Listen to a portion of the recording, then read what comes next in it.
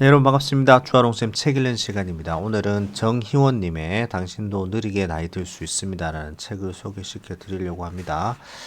정희원님은요, 서울대학교 이과대학 졸업하시고 서울대학병원에서 전문의를 취득하시면서 현재는 서울 아산병원의 노년내과 전문의로 재직 중이신 분입니다.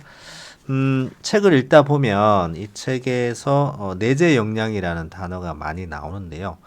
우선 책 내용 들어가기 전에 내재 역량에 대해서 간단하게 말씀을 드리면, 내재 역량은 세계보건기구가 2015년에 제시한 개념으로서 얼마나 건강하게 나이 들고 있는지를 나타내는 척도라고 보시면 됩니다.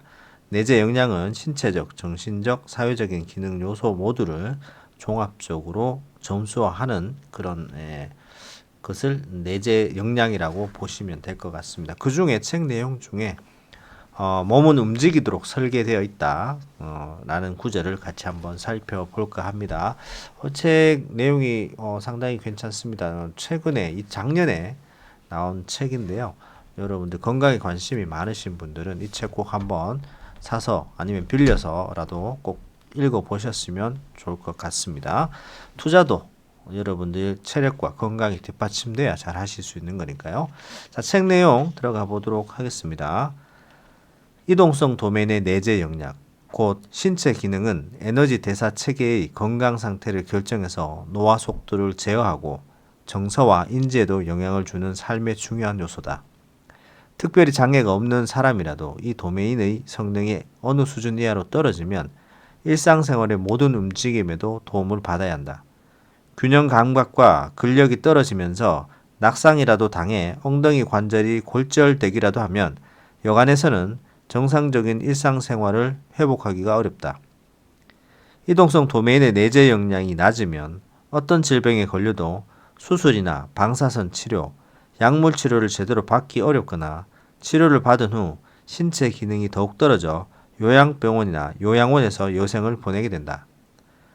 활동이 줄어들면 마음 건강, 건강과 질병 상태 등 다른 도메인의 상태가 나빠지는 속도도 빨라진다.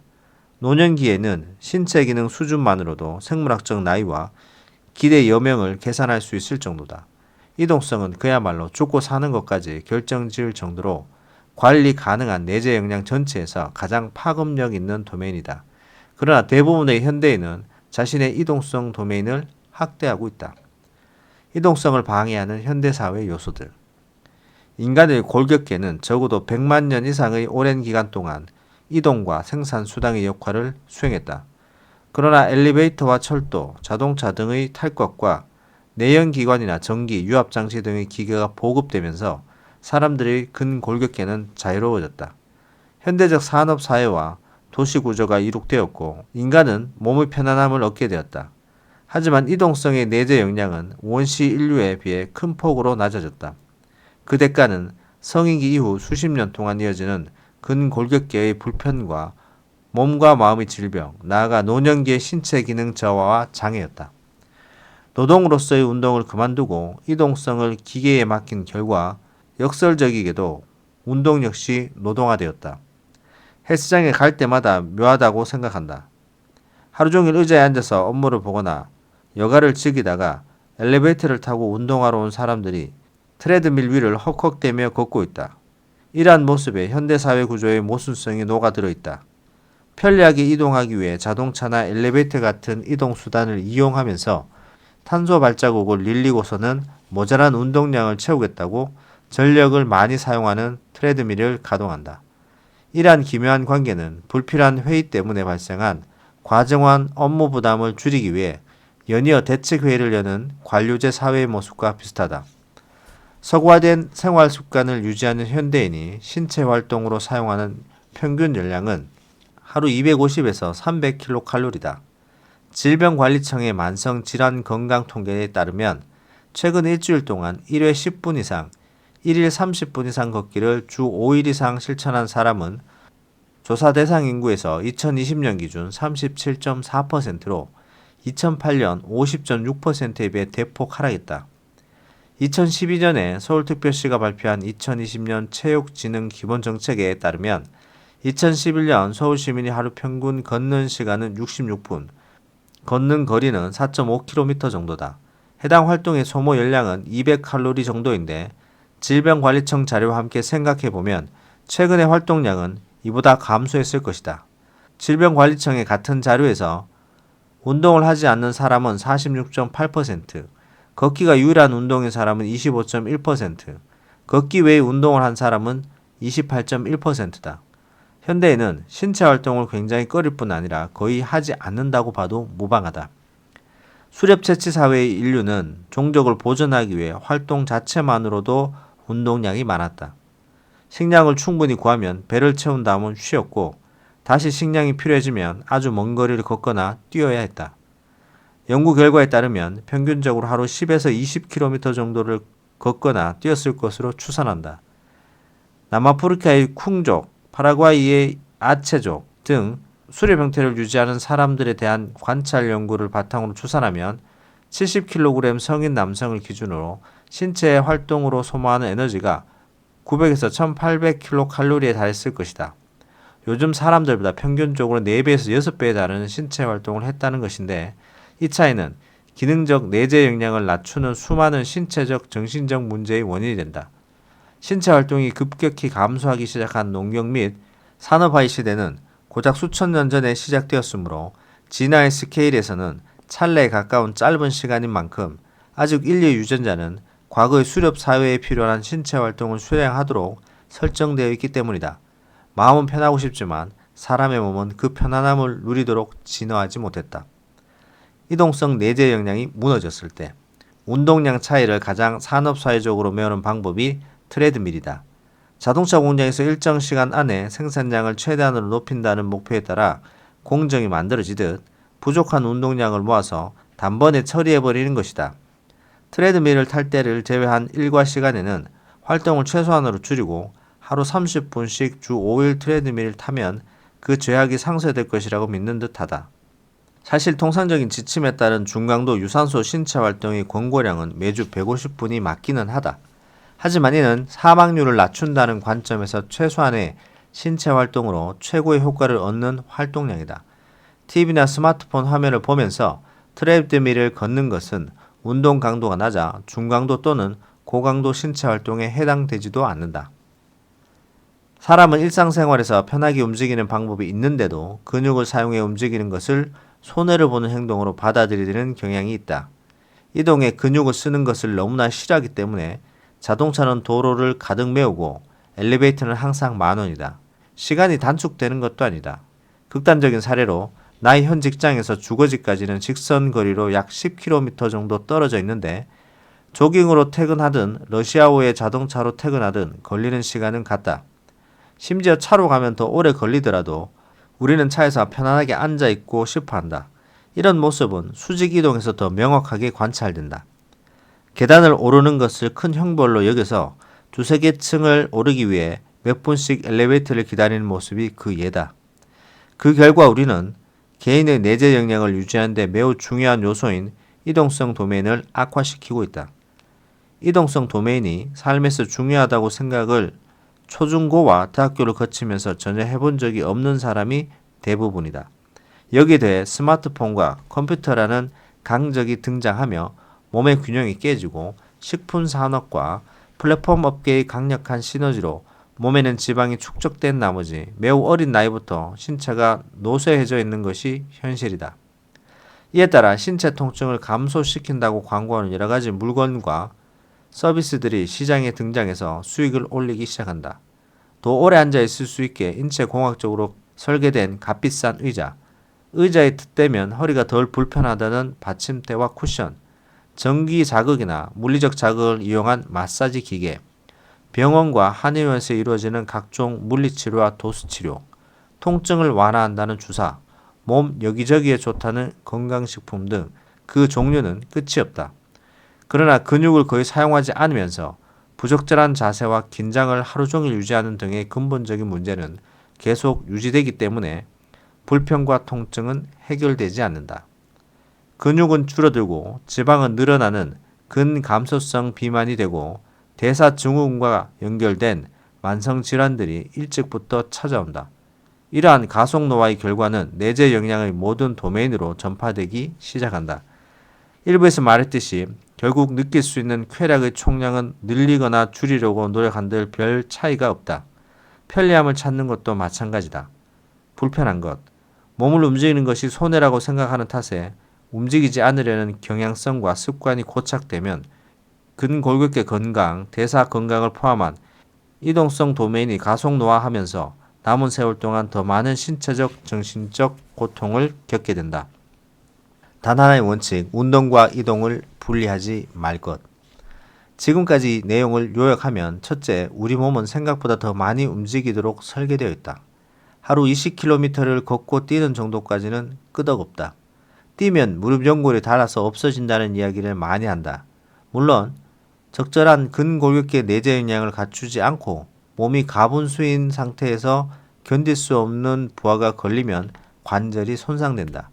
하지만 근골격계 내재 역량을 갖춘 상태에서 올바른 자세로 적절하게 달리면 오히려 무릎 주변의 근육과 인대가 강화되면서 장기적으로는 관절의 마모 속도를 늦출 수 있다. 둘째, 더 편하려고 안간힘을 쓸수록 예컨대 더 비싼 의자를 사서 오래 앉아 있거나 가까운 곳도 차량을 타고 이동하려고 할수록 미래에 더 많은 고통을 얻는다. 사실 매우 비싼 의자를 직원들에게 제공하는 기업의 의도는 건전하지 않다. 몸이 망가질지언정 비싸고 편한 의자에 더 오래 앉아 일을 더 열심히 하라는 뜻이기 때문이다. 이 두 가지를 뒤집으면 단 하나의 원칙으로 이동성 도메인의 내재 역량을 보존하면서 지속적이고 장기적인 편안함을 얻기 위한 습관을 만들어낼 수 있다. 운동과 이동을 굳이 분리하지 않으면 된다. 이렇게 만들어진 이동성 습관은 사회적 환경적으로도 지속 가능하다. 사람의 근골격계는 내구성과 성능이 좋은 교통기관으로 설계되어 있다. 애초에 설계된 보폭과 걷는 속도에 따르면 사람은 1km를 10분 이내에 걸을 수 있고 1km를 가는데 빠른 걸음으로 7, 8분이면 충분하다. 이 정도의 성능이면 서울 시내의 웬만한 도로에서 2km 이내는 버스나 승용차를 타고 이동하는 것보다 걸어서 움직이는 것이 더 빠르다. 10층 이하는 걸어서 오르고 내려도 힘들지 않다. 사람마다 그리고 업무 환경에 따라 다르겠지만 수평과 수직 이동의 기본값을 근육 사용하기로 만들면 하루에 수백 킬로칼로리를 더 소모할 수 있다. 엘리베이터를 최소한으로 이용하고 수평 이동에는 보행을 최대한 활용할 때 스마트워치로 자신의 활동을 계산해 보면 이것만으로도 하루 400에서 500kcal를 소모한다. 굳이 헬스장에 가서 트레드밀을 걷지 않아도 된다. 하지만 전혀 몸을 쓰지 않던 사람들은 이동 수단으로 몸을 사용하기 위해 내재 역량 자체가 형성되어 있지 않을 수도 있다. 이런 경우에도 조금씩 습관을 바꿔나가면 점진적으로 성능을 개선할 수 있다. 걸을 때는 스마트폰을 사용하지 않는 것이 좋다. 스마트폰을 보면 어깨와 등, 목이 구부정한 자세로 걸으면 근골격계 긴장을 유발해서 목과 허리 디스크의 과부하를 초래한다. 이는 하늘로 잘 자라는 나무 한쪽에 강력한 고무줄을 매달고 당기고 있는 형국이다. 정신적으로도 걷기가 제공하는 상쾌함을 스마트폰으로 분비된 인위적 도파민이 압도하는 느낌이다. 스마트폰을 치우고 머릿속에 여유가 생기면 자신의 자세나 호흡을 살펴볼 수 있다. 몸 전체의 감각, 귀에서 들리는 소리, 호흡 등을 현재에 집중하는 마음 챙김을 이용하는 것이다. 뇌의 디폴트 모드 네트워크를 점검하고 마음의 엔트로피를 낮추는 작업이다. 끊임없는 메신저의 알림과 전화벨에 시달리는 흥분한 마음, 좁아지고 짧아진 호흡, 몸의 이곳저곳에 생긴 근육의 긴장을 살펴본다. 불교 명상, 기공이나 비교적 최근에 등장한 서구의 알렉산더 테크닉에 이르기까지 사람의 몸과 마음을 살피는 수많은 가르침에 따라 긴장을 없애려고 애쓰지 않고 떠오르는 생각과 번뇌를 그저 바라본다. 호흡도 억지로 조절하지 않는 것이 좋다. 이 과정 자체로 스트레스 호르몬인 노르에피네프린의 분비가 줄어든다. 자신의 몸은 어딘가로 걸어가고 있지만 뇌는 쉬는 셈이다. 고급 자동차의 뒷좌석에 구부정한 자세로 앉아 목을 빼고 스마트폰 화면을 들여다보는 순간의 편안함이 몸에 상해를 입히고 스트레스를 가중시킨다면 반대로 서두르지 않고 지금을 생각하면서 걷는 것은 귀찮아 보이더라도 편안한 몸과 마음을 얻는 행동이다. 걸을 때 사용하는 넓적 다리의 몸통 근육들이 포도당을 흡수할 통로를 열어주기 때문에 섭취한 음식이 근육을 만드는 데 쓰이고 혈당 변동폭이 줄어들어 업무의 집중력을 높일 수도 있다. 몸을 활용해서 이동하는 습관은 탄소 발자국을 줄이는 데도 효과적이다. 이동성의 내재 역량이 좋을수록 이동성과 관련된 소유물들이 단순해진다. 자동차는 1km 이동하는데 780kcal 정도가 든다. 이마저도 공인연비 기준이라 막히는 길이라면 에너지가 이것의 2배쯤 든다고 봐야 한다. 사람은 1km를 걷는데 40kcal가 필요하다.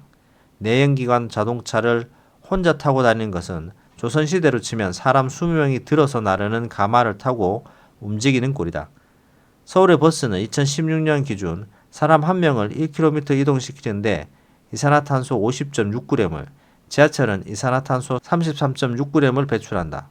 중형차와 비교하면 버스의 탄소 발자국은 3분의 1, 지하철은 5분의 1 정도밖에 되지 않는다. 대중교통을 이용하면 이동을 위해 몸을 더 쓰게 될 뿐 아니라 미래를 위해 값비싼 전기차를 구입하는 수고를 하지 않아도 된다. 이렇게 이동성 습관의 기본 값을 바꾸면 자연스럽게 탄소 발자국을 감소시키며 몸이 설계된 목적에 맞게 살아갈 수 있다. 몸을 가다듬어 줄 뿐 아니라 마음도 편안하게 만들어 생활 습관 전반이 개선될 수 있다. 롤스로이스의 뒷좌석과 허먼 밀러 의자로도 소용이 없는 불편한 몸과 마음을 갖느냐, 두 다리만으로 충분한 몸과 마음을 갖느냐는 선택할 수 있다. 그 선택은 삶을 바라보는 당신의 태도에 달려있다. 자, 여기까지입니다. 좀 내용이 좀 길죠. 한 단락을 그냥 통째로 다 읽어드렸습니다. 이게 끊어드리기가 조금 애매해서 몸은 움직이도록 설계되어 있다라는 내용 전반부를 다 말씀을 드렸는데요. 간단합니다. 수직과 수평에 대한 이동성을 일상생활에서 조금 더 습관화하시면서 생활하신다면 충분히 여러분들의 노화 속도를 줄일 수 있다는 것을 말씀해 주고 계십니다. 이동성을 반대하는 현대사회 요소들이 너무 많기 때문에 우리가 굳이 또 헬스장을 가서 러닝머신을 탄다든지 하면서 어느 정도 부족한 운동량을 만들려고 억지로 만들어내려고 하는데 그럴 필요가 없다라는 것을 말씀해 주고 있으신 것 같습니다. 건강하게 투자할 수 있고 건강하게 일상생활을 할 수 있도록 여러분들 습관을 조금씩 바꿔보시면 좋을 것 같습니다. 오늘은 여기까지 하도록 하겠습니다. 책 내용 좋으셨다면 구독, 좋아요 부탁드립니다. 감사합니다.